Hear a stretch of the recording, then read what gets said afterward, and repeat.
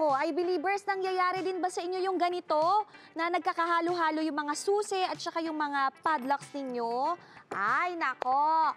Life hack lang ang katapat niya. At ang tawag dito ay PM is the key. Pero wait lang hindi to live selling, okay? Hindi rin siya PM na private message.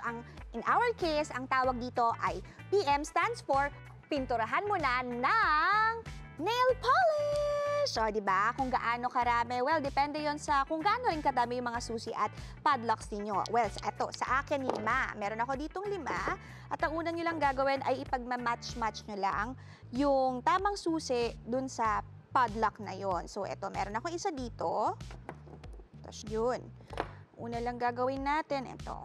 Kuha ko ng isang kulay ng polish. Tapos, pipinturahan nyo lang siya sa kung saan nyo lang gusto. Pwede rin kayo maglagay ng design. Kunyari ito, mag-heart shape tayo dito. Tapos, using the same color ng polish, pipinturahan nyo rin ito ngayong susi ninyo. Kasi madalas na nangyayari sa atin, di ba natatagalan tayong magbukas ng pinto. Ayan. Tapos na tayo sa isa. Okay, next naman natin, ito. Try natin dito. Ito. Try natin dito, green. Kunyari, pwede ring circle. O di ba less hassle na kapag magbubukas kayo ng pinto or magpapadlock kayo.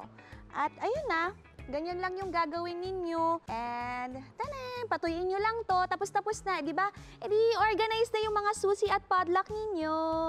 Oh, I believe! Nice! You said it, ate. PM is the key. Yes! Oh, cute, di ba? Ang cute! Ay, Yes, Oh, correct. nilagyan ko pa ng art. Ang cute naman yan. So once again, thank